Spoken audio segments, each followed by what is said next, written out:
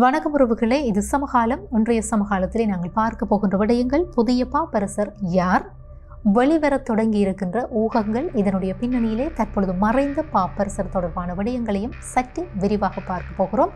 எப்படியான நிலைமைகள் வத்திக்கானிலே காணப்படுகின்றன, எப்படி பாப்பரசர் தெரிவு செய்யப்படுவார், அதன் பின்னே இருக்கக்கூடிய விடயங்கள் என்ன என்பது தொடர்பாகத்தான் இன்றைய சமகாலத்திலே நாங்கள் சற்று விரிவாக பார்க்க போகிறோம்.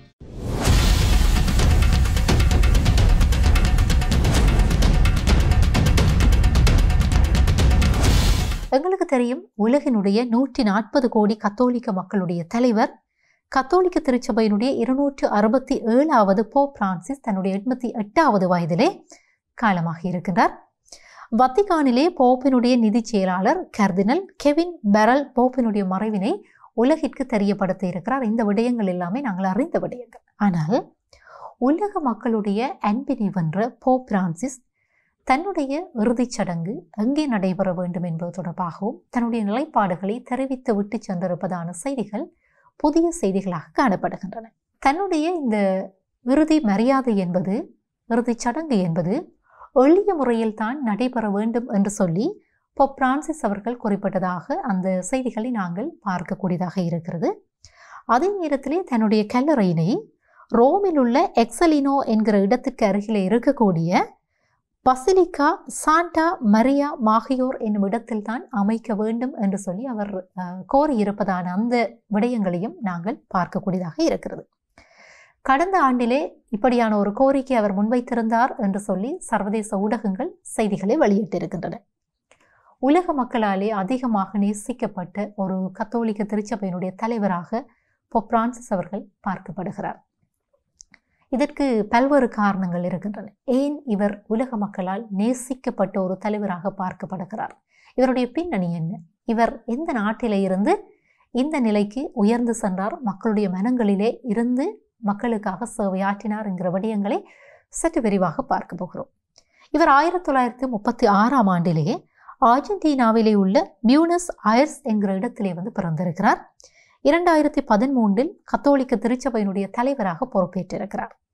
இவர் போப்பாக தெரிவு செய்யப்பட்ட பிற்பாடு செய்த முதலாவது செயல், தனக்கென்று, அதாவது வத்திக்கானிலே போப்களுக்காக ஒதுக்கப்படுகிற உத்தியோகபூர்வ மகிழுந்து, அதாவது இந்த காரினை பயன்படுத்தாமல் பேருந்தில் தான் தன்னுடைய பயணத்தினை மேற்கொண்டார் என்று சொல்லி வரலாறு பதிவு செய்கிறது. அதே நேரத்திலே ஆடம்பரமான வாகனங்கள், ஆடம்பரமான ஆடை அணிகலன்களோ அல்லது ஏனைய உபகரணங்களோ புலங்கு பொருட்களோ இப்படி இவை எல்லாவற்றையும் தவிர்த்து எளிமையினுடைய அடையாளமாகவும் தன்னுடைய பயணங்களின் போது எளிமையான பயணங்களை மேற்கொள்ளுகிற ஒரு மனிதராகவும் இவர் அடையாளப்படுத்தப்பட்டிருக்கிறார். அது மட்டுமின்றி தன்னுடைய வாழுகிற காலத்திலே மக்களை நேசிக்கின்ற, போரை வெறுக்கின்ற, மனிதநேயத்தை அதிகமாக நேசித்த ஒருவராக அடையாளப்படுத்தப்படுகிறார்.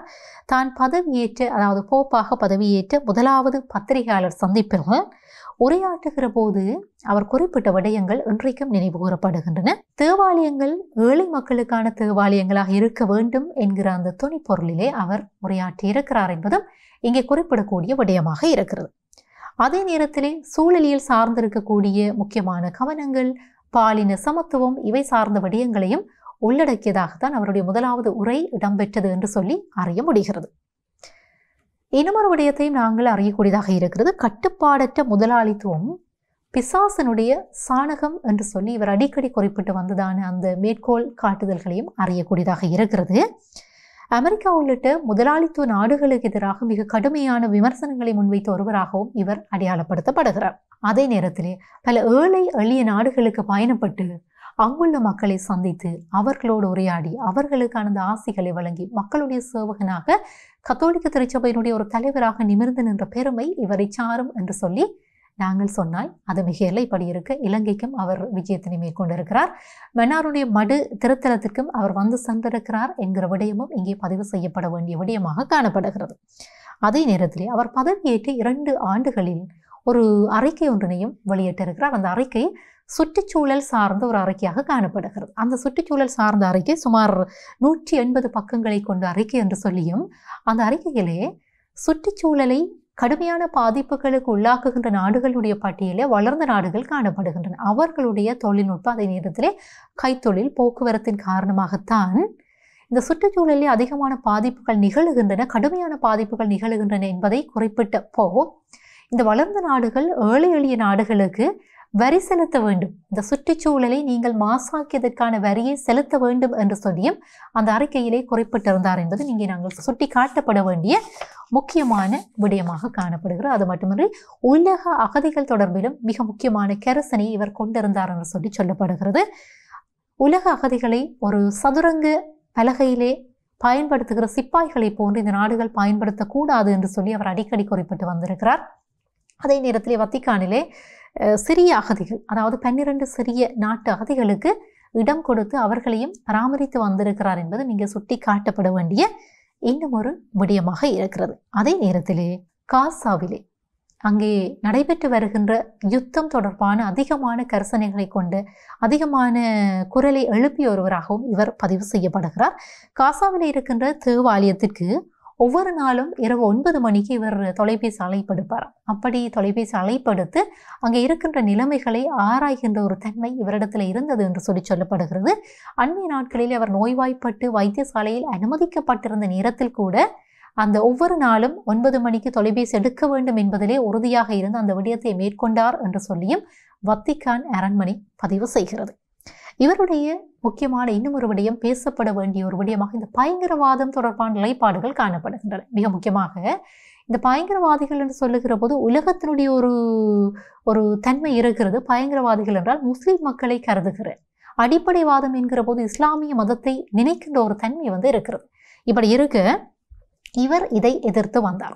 பயங்கரவாதிகள் என்கிற அந்த பெயரின் கீழே முஸ்லிம் மக்களை நினைத்து கொள்வதையோ அல்லது அவர்களை பயங்கரவாதிகளாக முத்திரை குத்துவதையோ இவர் கடுமையாக விமர்சித்தார் என்று சொல்லப்படுகிறது. அது மட்டுமன்றி பயங்கரவாதத்தோடு இஸ்லாமிய மதத்தை தொடர்பு படுத்துவதையும் இவர் கடுமையாக சாடிய போதும் இவர் இன்னும் ஒரு விடயத்தை குறிப்பிட்டிருக்கிறார். அடிப்படைவாதம் என்பது எல்லா மதத்திலும் இருக்கிறது, கிறிஸ்தவ மதமும் அதற்கு விதிவிலக்கல்ல என்று சொல்லி அவர் குறிப்பிட்டு வந்திருக்கிறார் என்பது அவருடைய மனித நேயத்தினுடைய உச்சத்தை வெளிப்படுத்துவதாக இருக்கிறது. ஒருமுறை ஒரு சுவாரஸ்யமான சம்பவம் ஒன்று நடைபெற்றிருக்கிறது. ஒரு பத்திரிகையாளர் சந்திப்பிலே பாதிரிமார்களுக்கு இடையிலே இருக்கக்கூடிய தன்பாலின ஈர்ப்பு தொடர்பாக இவரிடம் ஒரு கேள்வி கேட்கப்பட்டது. அப்படி கேட்கப்பட்ட போது அவர்களை தண்டிப்பதற்கு நான் யார் என்கிற ஒரு மறு கேள்வியை அவர் தொடுத்திருக்கிறார்.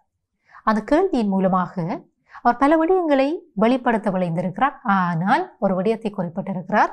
இருந்த போதிலும் இந்த திருமணம், கருத்தடை, கருக்கலைப்பு போன்ற விடயங்களில் கிறிஸ்தவ மதத்தினுடைய பாரம்பரியங்கள், நம்பிக்கைகளையே பின்பற்ற வேண்டும் என்பதை அவர் குறிப்பிட்டதாக ஊடகங்கள் மேற்கோள் காட்டி சர்வதேச ஊடகங்கள் செய்திகளை வெளியிட்டிருக்கின்றன. இப்படியெல்லாம் ஒரு முற்போக்கான, அதே நேரத்தில் இடதுசாரி சார்ந்திருக்கக்கூடிய சிந்தனைகளோடு இவர் செயற்படுகிறார் என்கிற ஒரு நிலைப்பாடுகளை அடிப்படையாக வைத்து இடதுசாரி கொள்கையாளர்கள் இவர் அதிகமாக கொண்டாடி வந்தார்கள் என்கிற விடயத்தையும் நாங்கள் பதிவு செய்யாமல் தவிர்க்க முடியாது. ஆனால் இவர் தாராளவாதியா அல்லது பழமைவாதியா என்பதிலே சில குழப்பங்களும் காணப்பட்டிருக்கின்றன என்பதையும் சுட்டி காட்ட வேண்டி இருக்கிறது. இளைஞர்கள் தொழில்நுட்பத்தை அதிகமாக நம்பக்கூடாது, அதிகமாக தொழில்நுட்பத்தை நம்பி அவர்கள் தங்களுடைய வாழ்க்கையை பயணப்படக்கூடாது என்பதிலே இவர் அடிக்கடி குறிப்பிட்டு வந்த ஒரு விடயமாக இருக்கிறது. மகிழ்ச்சி என்பது தொலைபேசிக்குள் இல்லை, தொலைபேசிக்குள் நீங்கள் பதிவிறக்கம் செய்கின்ற செயலியில் இல்லை என்பதை அடிக்கடி இவர் குறிப்பிட்டு வருகிற இன்னும் ஒரு விடயமாகவும் இருக்கிறது. ஆகவே தொலைபேசியின் மூலமாக நீங்கள் தேடுகிற மகிழ்ச்சி என்பது நிலையான மகிழ்ச்சி அல்ல, மாறாக மக்களோடு மக்களாக ஏழை எளிய மக்களுக்குரிய சேவைகளை ஆற்றி நீங்கள் பயணப்படுவதுதான் மகிழ்ச்சி என்பதை சொல்லாமல் சொல்லி இருக்கக்கூடிய வார்த்தைகளாகத்தான் அந்த வார்த்தைகள் காணப்படுகின்றன. சரி, போப் பிரான்சிஸ் மறைந்து விட்டார். அவருக்கு என்ன ஆனது, ஏன் மறைந்தார், வயது முதிர்வின் காரணமாக மறைந்தாரா, என்ன நோய் ஏற்பட்டது, இப்படியெல்லாம் சில கேள்விகள் உங்களிடத்திலே இருக்கலாம். அவருக்கு 14 வயது, அதாவது அவர் 14 வயதில் இருந்தபோது நுரையீரல் தொற்றின் காரணமாக ஒரு நுரையீரல் அகற்றப்பட்டதாம் என்று சொல்லி மருத்துவ பதிவுகள் சொல்கின்றன. அது மட்டுமன்று 2021 அறுவை சிகிச்சை ஒன்று நடைபெற்றிருக்கிறது. பெருங்குடலிலே 13 இன்ச் அளவிற்கு அந்த பெருங்குடல் பகுதி அகற்றப்பட்டதாம். பின்னர் 2022 அறுவை சிகிச்சைகள் மேற்கொள்ளப்பட்டன என்று சொல்லப்படுகின்றது. அண்மையிலே நிமோனியா காய்ச்சலின் காரணமாக பாதிக்கப்பட்டு 38 நாட்கள் மருத்துவமனையிலே அனுமதிக்கப்பட்டிருந்திருக்கிறார். அங்கே மருத்துவமனையிலே சிகிச்சை பெற்று அங்கிருந்து தன்னுடைய உத்தியோகபூர்வ இல்லத்திற்கு திரும்பி ஓய்வெடுத்து கொண்டிருந்த நேரத்தில் அண்மையில் நடைபெற்ற இந்த வத்திக்கானிலே ஈஸ்டர் வழிபாடுகளிலும் அவர் பங்கு பெற்றிருக்கிறார் என்பதும் குறிப்பிடக்கூடிய விடயமாக இருக்கிறது. அவர் இறுதியாக பங்கு பெற்றிய அந்த ஈஸ்டர் வழிபாடுகளிலே காசா மக்களை நினைவு கூர்ந்து அவர்களுக்காக அவர் பிரார்த்தனைகளை பண்ணி இருக்கிறார் என்கிற விடயமும் இங்கே பதிவு செய்ய வேண்டிய விடயமாக இருக்கிறது. சக மனிதர்களை கொல்வதற்கு அல்லது அவர்களை கொன்று குவிப்பதற்கு ஏன் இத்தனை தாகம் என்று சொல்லி அவர் அந்த இடத்திலே கேள்வி எழுப்பியிருந்தார் என்பதும் இந்த சமகாலத்திலே பதிவு செய்யப்பட வேண்டிய முக்கியமான விடயமாக இருக்கிறது. ஏனென்றால் இவருடைய கொள்கை என்பது முதலாளித்துவத்திற்கு எதிரான ஒரு நிலைப்பாட்டை கொண்ட கொள்கையாக காணப்படுகிறது. அமெரிக்க நாடுகளை கடுமையாக விமர்சித்திருக்கிறார். இப்படி இந்த முதலாளித்துவ நாடுகளுடைய இந்த செயற்பாடுகள் என்பது ஒரு பிசாசனுடைய சாணம், பிசாசு வெளிப்படுத்துகிற ஒரு சாணம் என்று சொல்லி அவர் அடிக்கடி குறிப்பிட்டிருக்கிறார். இந்த ஒரு நிலையில்தான் காசாவின் மீது திணிக்கப்படுகிற இந்த யுத்தம் என்பது சக மனிதர்களை கொன்று குவிப்பதற்கான ஒரு யுத்தம். ஆகவே சக மனிதர்களை கொன்று குவிப்பதற்கு எதற்காக நீங்கள் இத்தனை தாகத்தை காட்டுகிறீர்கள் என்று சொல்லி கேள்விகளை எழுப்பியிருக்கிறார் அவருடைய இறுதி உயிர்த்த ஞாயிறு வழிபாடுகளின் போது. ஏப்ரல் 21 போப் பிரான்சிஸ் அவர்கள் மறைந்திருக்கிறார். உலகம் அவருடைய மறைவிற்கு அஞ்சலிகளை தெரிவித்து வருகிறது.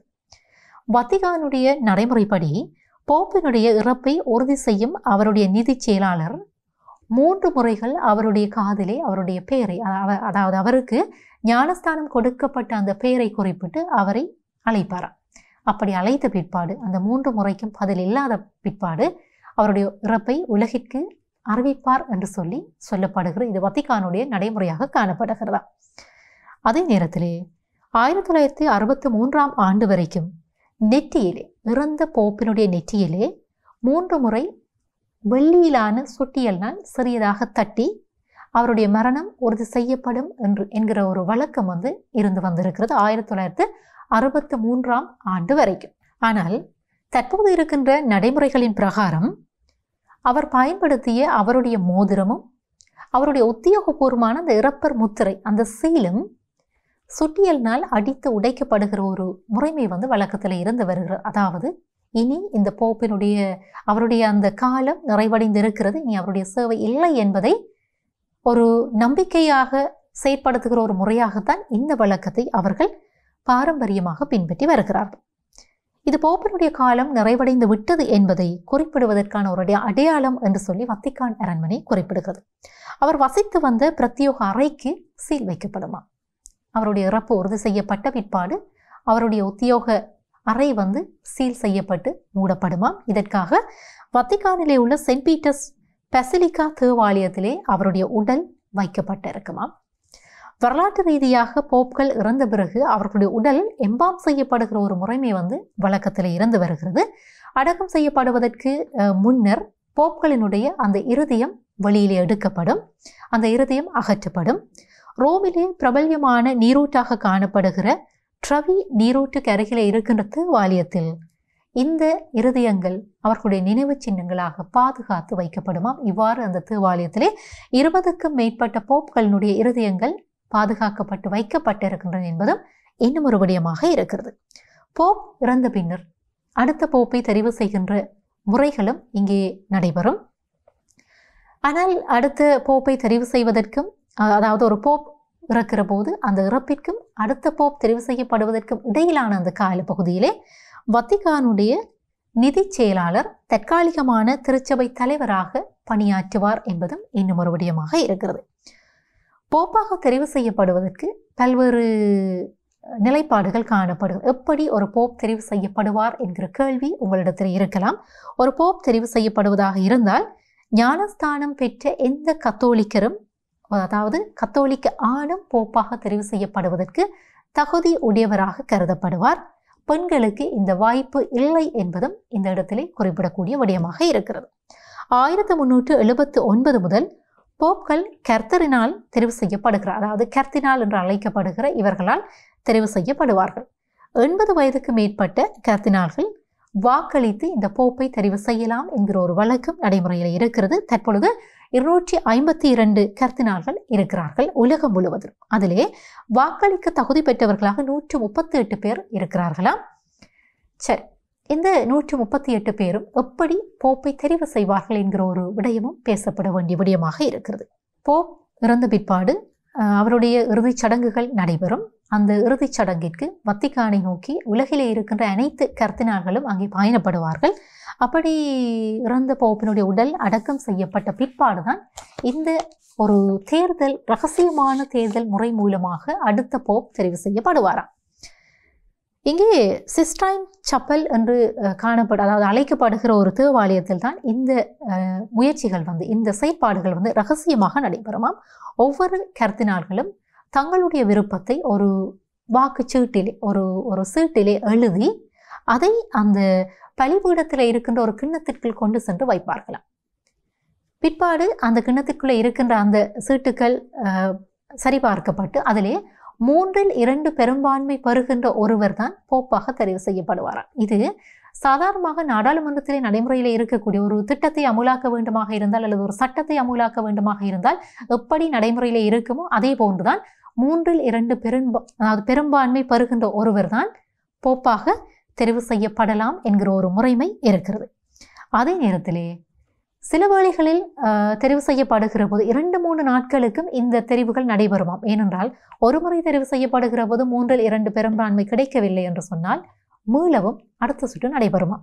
இவ்வாறாக ஒரு நாளைக்கு சுமார் 4 சுற்று வரை நடைபெறும். அப்படி நடைபெற்றுத்தான் இந்த தெரிவுகள் இடம்பெறும் என்பதும் இன்னும் ஒரு விடயமாக இருக்குது. ஒவ்வொரு சுற்றுக்கு பின்னரும் அந்த குறித்த வாக்குச்சீட்டுகள் எரிக்கப்படுகிற ஒரு நடைமுறையும் வழக்கத்திலே இருக்கிறதா.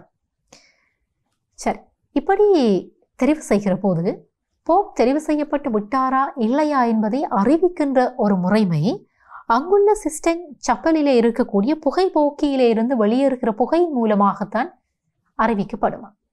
அந்த புகைப்போக்கியிலிருந்து கருத்த புகை வெளிவரமாக இருந்தால் இன்னமும் போப் தெரிவு செய்யப்படவில்லை என்பது அர்த்தமாக இருக்குமா.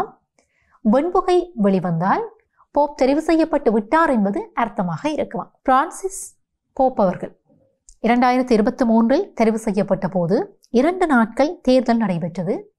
115 கர்தினல்கள் வாக்களித்திருந்தார்கள். 5ஆம் சுற்றினுடைய முடிவிலே 90 வாக்குகளை பெற்று போப் பிரான்சிஸ் அவர்கள் கத்தோலிக்க திருச்சபையினுடைய தலைவராக தெரிவு செய்யப்பட்டிருந்தார் என்பதும் பதிவு செய்யப்பட வேண்டிய இன்னும் ஒரு விடயமாக இருக்கிறது. இவ்வாறு தெரிவு செய்யப்படுகிற போது வழமையான 3/2 நடைமுறையின் அடிப்படையிலே தெரிவு செய்யப்படுகிற போது தெரிவு செய்யப்பட்ட கர்தினலிடம் அவருடைய விருப்பம் கேட்கப்படும். அப்படி அந்த விருப்பத்தின் பிரகாரம் அவர் அந்த தெரிவை ஏற்றுக்கொள்ளுகிற பட்சத்தில் தன்னை எவ்வாறு அழைக்க வேண்டும் என்று சொல்லி அவரே தீர்மானிப்பாராம். அப்படி தன்னை அழைப்பதற்கான பெயரில் முன்னர் இருந்த போப்களுக்கு மரியாதை செய்வதை நிமித்தமாக கொண்டு அவர்களுடைய பெயரில் ஒன்றை தெரிவு செய்கின்ற ஒரு வழக்கமும் வழக்கத்திலே இருந்து வருகிறது. அதற்கு பிற்பாடு பாரம்பரிய வெள்ளை உடை அணிந்து செயின்ட் பீட்டர்ஸ் தேவாலயத்தினுடைய பால்கனியிலே தெரிவு செய்யப்பட்ட போப் தோன்றுவாராம். சுமார் 30 தொடக்கம் 60 நிமிடங்கள் இந்த நிகழ்வு நடைபெறும். பின்னர் தனது கொள்கைகளை தன்னுடைய முதலாவது உரையிலே உலகிற்கு அறிவிப்பார் என்பது வழக்கமாக இருக்கிறது. இப்படியான நடைமுறைகள் வழக்கத்தில் இருக்கின்ற இந்த வத்திக்கான் அரண்மனையிலே தற்போதைய பாப்பரசருடைய மறைவிற்கு பிற்பாடு யார் அடுத்த கத்தோலிக்க திருச்சபையினுடைய அடுத்த தலைவராக வரப்போகிறார் என்கிற ஒரு ஊகம் உலகம் முழுவதிலும் இருந்து வெளியிடப்பட்டு வருகிறது. பிரான்சிஸ் பாப்பரசராக இருந்தபோது வழங்கப்பட்ட கர்தினால் நியமனங்களுடைய தன்மைகளை கருத்திலே கொண்டு அடுத்த பாப்பரசராக இந்த ஐரோப்பியர் அல்லாத இன்னும் ஒருவர் தான் நியமிக்கப்படலாம் என்கிற ஊகங்கள் அதிகமாக வெளியிடப்படுகின்றன. பிரான்சிஸை போலவே அவர் திருச்சபையின் பழமைவாத பிரிவை எதிர்க்கும் மற்றும் ஒரு முற்போக்காளராக இருப்பார் என்கிற ஒரு சில கருத்துக்களும் அதிகமாக பேசப்படுகின்றன. இப்படியெல்லாம் கருத்துக்கள் பேசப்படுகின்ற போது மறைந்த போப் பிரான்சிஸ் அவருடைய உடல் 9 நாட்கள் அஞ்சலிக்காக வைக்கப்படுமா.